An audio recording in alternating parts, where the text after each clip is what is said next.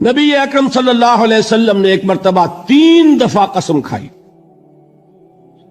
واللہ لا یؤمنو، واللہ لا یؤمنو، واللہ لا یؤمنو، خدا کی قسم وہ شخص مومن نہیں، خدا کی قسم وہ شخص مومن نہیں، خدا کی قسم وہ شخص مومن نہیں۔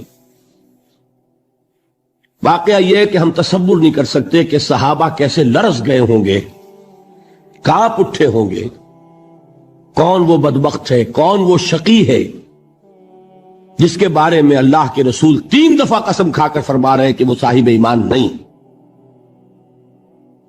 قیل من یا رسول اللہ، کسی نے ڈرتے ڈرتے پوچھا ہوگا اے اللہ کے رسول کس کے بارے میں ارشاد فرما رہے ہیں؟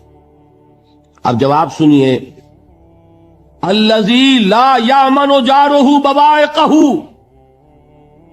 وہ شخص کے جس کی ایذا رسانی کی وجہ سے، جس کی بدخلقی کی وجہ سے اس کا پڑوسی امن میں نہیں ہے۔ یہ کوئی گناہ کبیرہ ہے؟ آپ کی فہرست میں تو گناہ ہی نہیں، کبیرہ کیا سوال، صغیرہ بھی نہیں۔ زیادہ زیادہ آپ یہ کہیں گے کہ ذرا بد اخلاقی ہے، کج خلقی ہے، بس اچھا کردار کا معاملہ نہیں ہے، یہ کہیں گے، گناہ کی فہرست میں نہیں آئے گی بات۔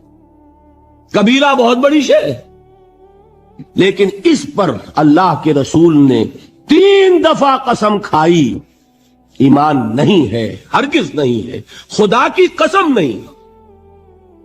اب بتائیے ایمان اور عمل علیحدہ ہو جائیں گے کیا؟ یہ ہے مسئلہ جو امام بخاری کے سر پہ ہے۔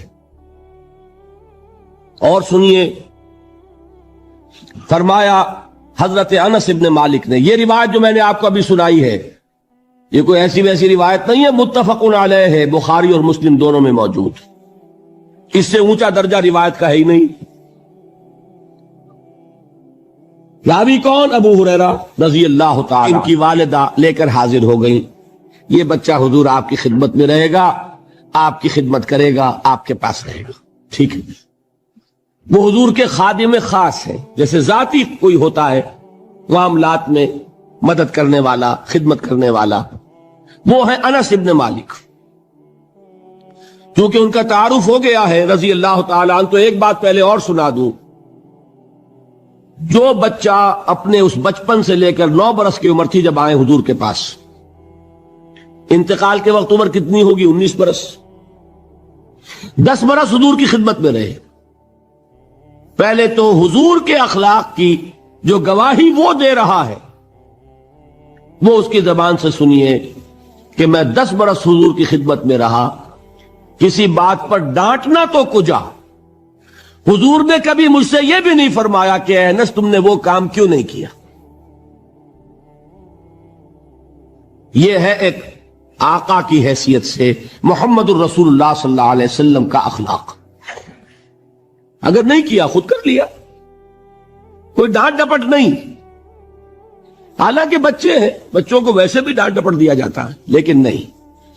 اب ان صحابی کی ایک گواہی سنیے، قلما خطبنا رسول اللہ صلی اللہ علیہ وسلم الا قال، فرماتے ہیں کہ شاذ ہی کبھی ایسا ہوا ہوگا کہ حضور نے کبھی خطبہ ارشاد فرمایا ہو اور اس میں یہ الفاظ نہ ہو۔ الفاظ سمجھ رہے؟ جب بھی خطبہ دیتے تھے آپ یہ الفاظ ضرور فرماتے تھے، شاذ کبھی رہ جائے تو رہ جائے، قلما خطبنا رسول اللہ صلی اللہ علیہ وسلم الا قال، کیا فرمایا؟ لا ایمان لمن لا امانت لہ ولا دین لمن لا عہد لہ، جس شخص میں امانت داری نہیں اس کا کوئی ایمان نہیں، جس میں ایفائے عہد نہیں اس کا کوئی دین نہیں۔ بنا پھرتا ہو وہ دیندار، بنا پھرتا ہو وہ صاحب ایمان اور امتی حضور کا، امانت داری نہیں تو ایمان نہیں، ایفائے عہد نہیں تو دین نہیں۔ کس کا فرمان ہے؟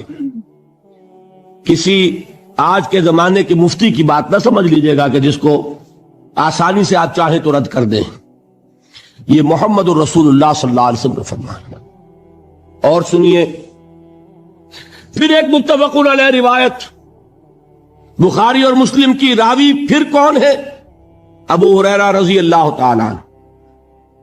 فرماتے حضور نے ارشاد فرمایا لا یزنی الزانی حین یزنی وہو مومن ولا یسرق السارق حین یسرق وہو مومن ولا یشرب الخمر حین یشرب وہو مومن.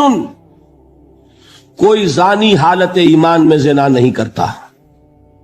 کیسے ممکن ہے؟ ایمان ہو اور زنا ہو جائے، پھر وہ ایمان دھیلے کا ہوا. کیا قدر و قیمت اس ایمان کی؟ وہ تو اٹھا کر پھینک دینے کی چیز ہے.